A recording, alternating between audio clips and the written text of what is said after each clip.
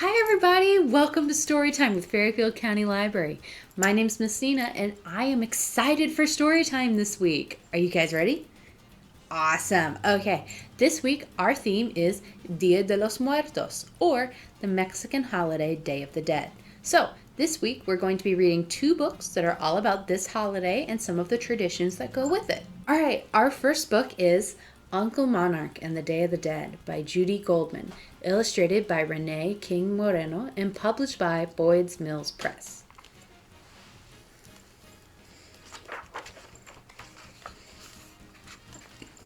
"They're here!" Lupita cried.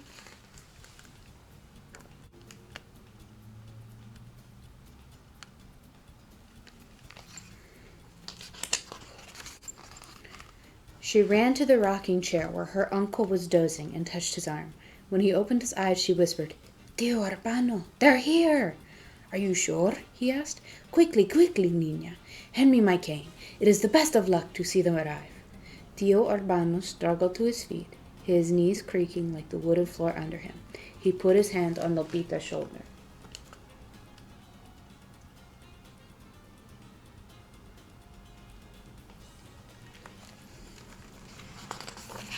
They walked out of the house and watched as the first monarch butterflies fluttered to the safety of the trees.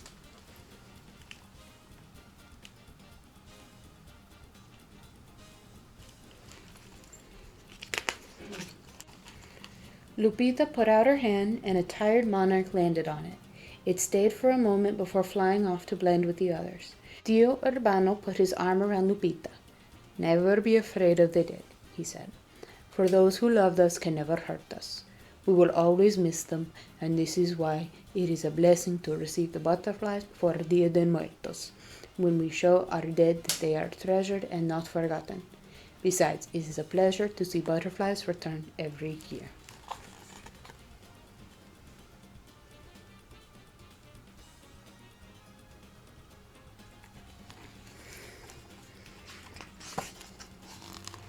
Day after day, Lupita and Tio Urbano watched the butterflies fill the trees until there were millions in the woods.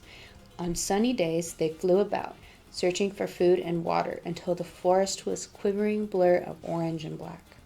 On cloudy days, the butterflies didn't take wing. Instead, they clung to tree trunks and pressed tightly together for warmth.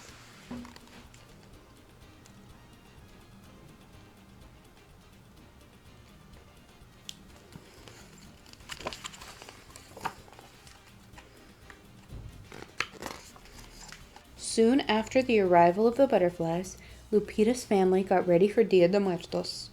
Papa set up the arch of cempasúchil flowers. He strung rows of colorful papel picado from one end of the living room to the other. Later, he set up the altar and displayed the photographs of family members that had died.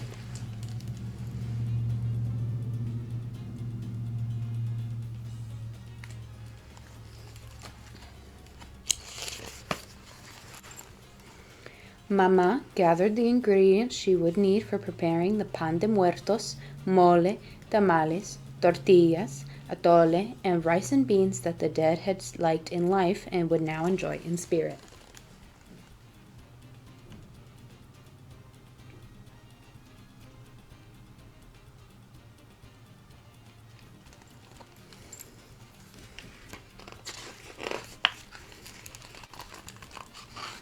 Lupita cleared a path that led from the altar to the street. She knew exactly how she would make the trail of petals of cempasúchil that would guide the spirits home. This year it would be as wide and as thick as possible so that no one would get lost. Everything was done like last year, except that Tio Urbano couldn't help in any way. He sat wrapped in blankets and dozed most of the day by the fireplace, mumbling in his sleep. When he was awake, and if his bones weren't aching, he watched the butterflies.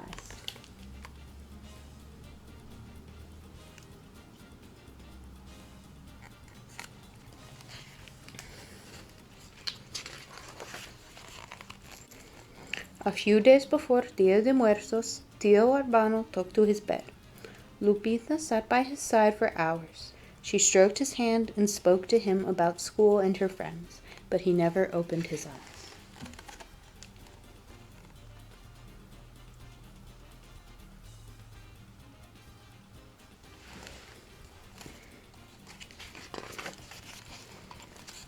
One morning, Lupita was dreaming of butterflies when she felt a hand on her shoulder. She opened her eyes, and when she saw the tears tracing a path down her father's cheeks, she knew. "Tio Urbano?" she asked in a whisper. Papa nodded. "I know how much you will miss him, pequeña," he said, "but try to remember the good times you spent with him. He would like that." After that, the days were cold and dark for Lupita. Tio Urbano's photo was added to the ones on the altar, and a plate of his favorite enchiladas was added to the other dishes. Lupita missed seeing him in his old rocking chair. A gray feeling filled her heart, and she felt better only when, on summer days, the monarchs flew around the meadow.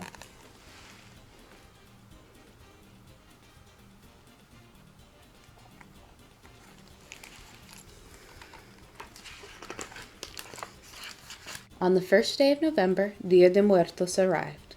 That night, Lupita's family and neighbors gathered in the cemetery. They lit torches and candles, and each family cleaned their relatives' gravestones.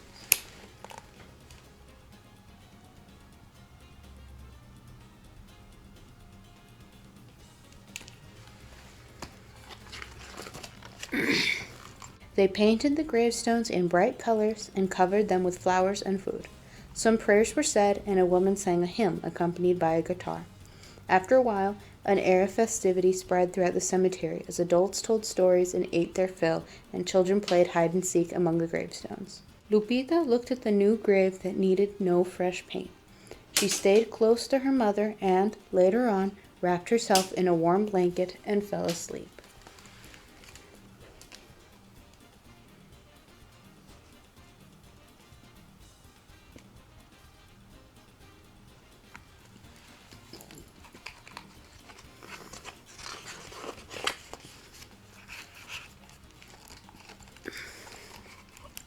Early the next morning, Mama woke Lupita and whispered, "Come, pequeña, it is time to go home." Lupita shook off the blankets. She pulled her jacket closer and glanced at the cloudy sky. There wasn't a butterfly in sight. While Mama and Papa walked ahead among the graves, Lupita turned for one last look at her uncle's gravestone. On one of the flowers was a lone monarch butterfly, gently moving its wings. Lupita watched as it rose, fluttered above her head, and flew away. She stared until she lost sight of it among the trees. Then she smiled and whispered, "Goodbye, Yuyi Urbano, my Uncle Monarch. I'm sure I'll see you next year."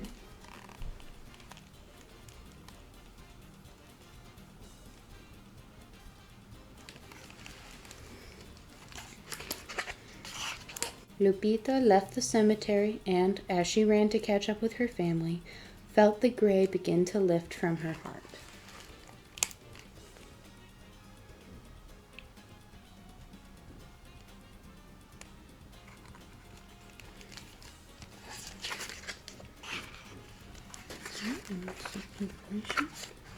All right, thank you for reading that book with me. All right, and our next book is a fun one. It is Just a Minute, a Trickster Tale and Counting Book by Yuyi Morales, published by Chronicle Books.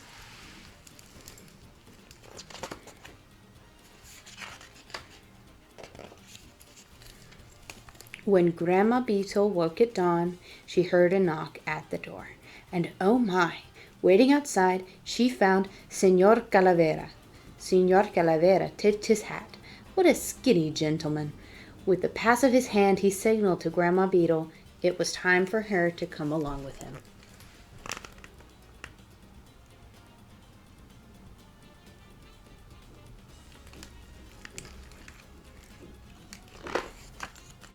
"Just a minute, Señor Calavera," Grandma Beetle said.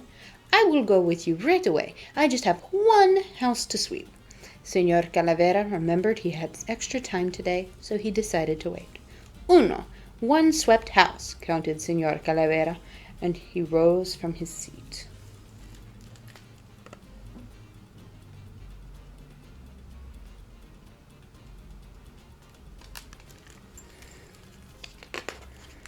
"Just a minute, Señor Calavera," Grandma Beetle said. "I will go with you right away. I have just 2 pots of tea to boil." Señor Calavera sighed. Waiting a little longer wouldn't hurt anybody, after all. Dos, 2 steaming pots of teas, counted Senor Calavera, and he headed for the door.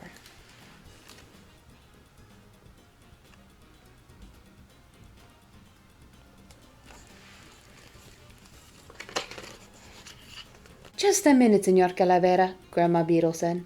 I will go with you right away. I have just 3 pounds of corn to make into tortillas. Senor Calavera rolled his eyes. He had to be very patient sometimes. 3 stacks of tortillas, counted Senor Calavera, and he put on his hat.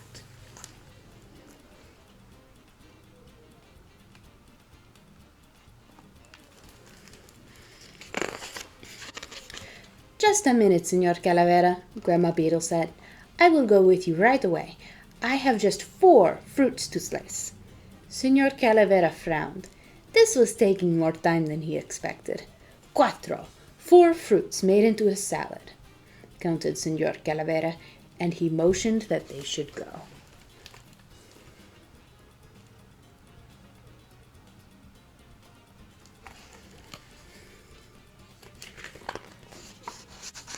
Just a minute, Senor Calavera, Grandma Beetle said. I will go with you right away. I have just 5 cheeses to melt. Senor Calavera tapped his fingers. This was getting out of hand. 5 melted cheeses, counted Senor Calavera, and he hurried to help Grandma Beetle with her sweater.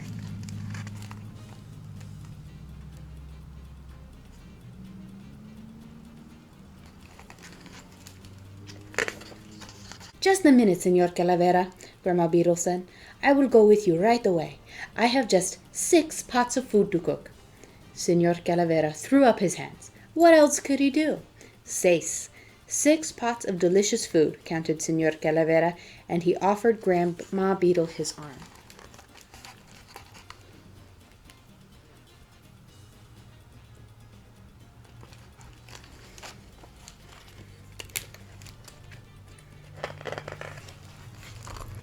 Just a minute, Senor Calavera, Grandma Beetle said.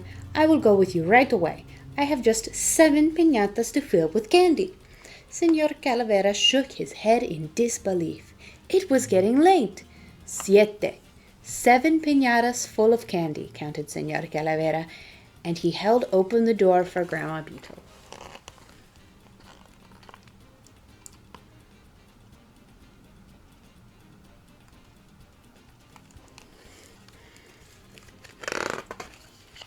Just a minute, Senor Calavera, Grandma Beetle said.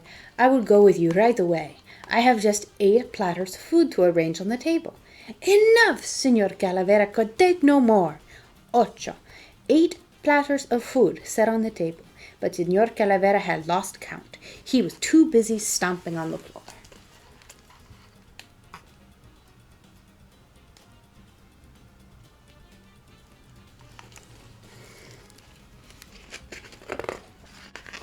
Oh, look, Senor Calavera, Grandma Beetle exclaimed.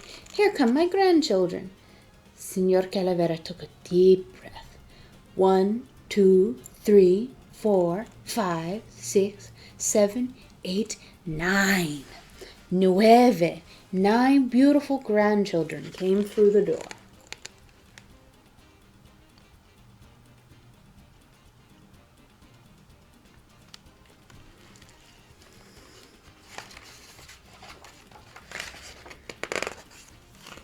The children sat at the table, everyone at his place. Now, Grandma Beetle said, all my guests are here, and together they make 10.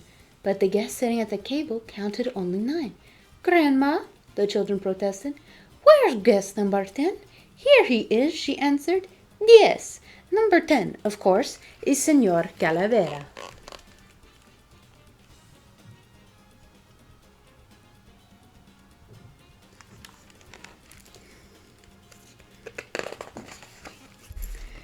It was time to celebrate Grandma Beetle's birthday. When the birthday cake was all aflame, Grandma Beetle blew out the candles with a gust like a hurricane.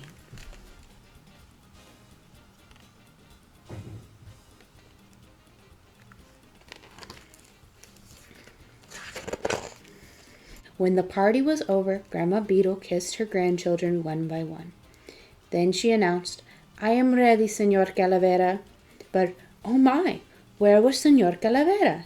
Grandma Beetle only found a note.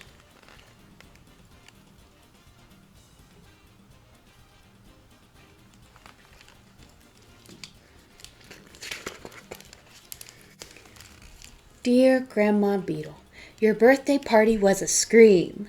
I had fun like never before. I wouldn't miss your next birthday party for anything in the world. You can count on that. Sincerely yours, Senor Calavera.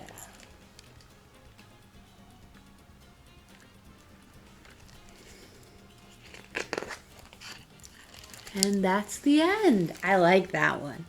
All right, everyone, thank you for coming to Storytime. Now, just because we're done reading does not mean we have to be done with Storytime.